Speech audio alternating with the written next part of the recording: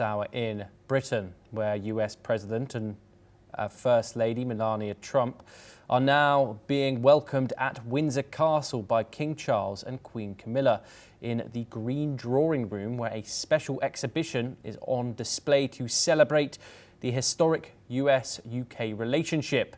The room, originally designed for King George IV, features striking green silk walls and gilded panels.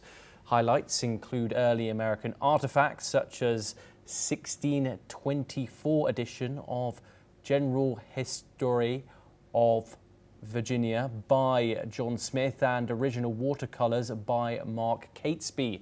Earlier, Trump and Melania arrived at Windsor for the first full day of his second state visit to the United Kingdom, greeted by Prince William and Princess Catherine. The visit included ceremonial events, a horse-drawn procession and talks on trade, defence and technology. Discussions on a landmark US-UK technology agreement are also underway, focusing on AI, semiconductors and telecommunications. The day concluded with a private lunch at Windsor Castle. We are now joined by two guests to discuss this further, both joining us from London. Keith Vaz, former UK minister, joins us, and Mark Sutherland, geopolitical commentator, also joins us today to discuss this visit. Gentlemen, it's the first day and it has been no short of what we were promised, pomp and pageantry. However, there is diplomatic significance here as well. Keith, I want to come to you first. Let's start off broadly. How important is this visit for US-UK relations at this stage of Trump's presidency? Good afternoon from London. People aren't dancing in the streets, at least not where I am, because this is all taking place in the middle of a park in Windsor.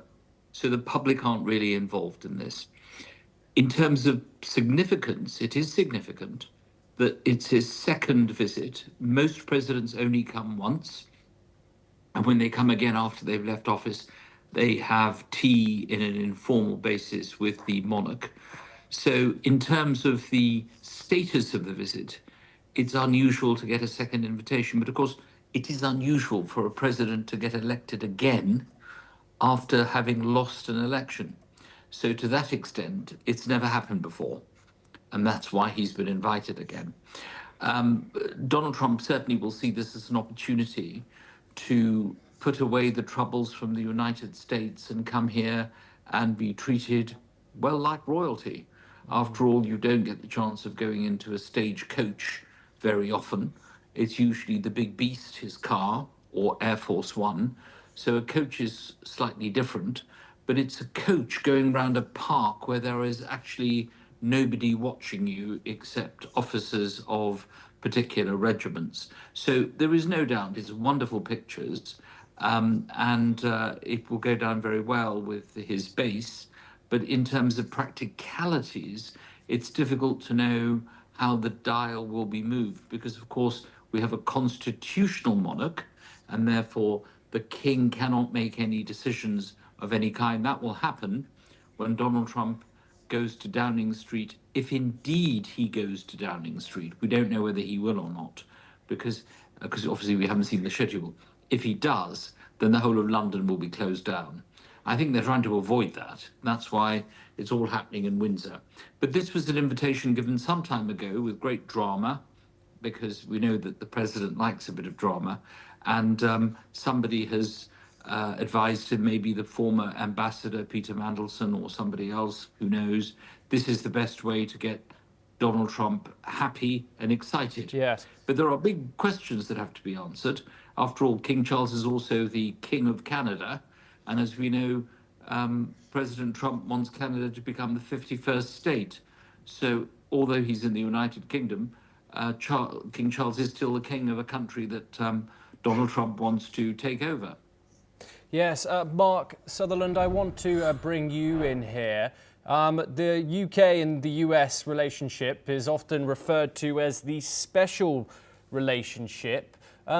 Could this state visit do something significant to that and uphold that further? Why does Donald Trump hold the United Kingdom in such high regard, and why has the Britain invited Donald Trump for such a significant, unprecedented event, something that hasn't happened in modern history? We have to, good to see you, Thomas. We have to remember that, of course, Donald Trump's mother comes from the UK, comes from Scotland. Donald Trump very proudly has Turnberry and other golf courses and other business interests up there. So there are very strong family links. Now, against the sort of left-wing propaganda that is over here in the UK, there will be many, many people that will be very, very pleased to see him over, because we do have a very, very deep and very strong relationship with America.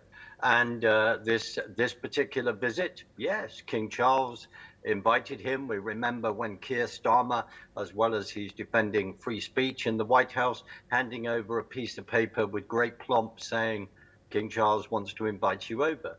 They are the biggest and most important trading partner that we have. If you decide to completely and utterly annoy the administration, and who have worked very hard not to put stringent tariffs that they have done in regard to other countries, they're trying to show us favor because of that relationship, then that is not a good move. We have very strong ties, no matter how this will be played out, no matter how many protests there will be against it, which of course there are. And if you ask them to actually say, why are you protesting over this visit, I would actually say to you that I wonder what their answers would be, Thomas. Yes. Thank you, Mark. We do stay with us, gentlemen. We have further updates. Protests have continued outside Windsor Castle as US President Donald Trump has arrived for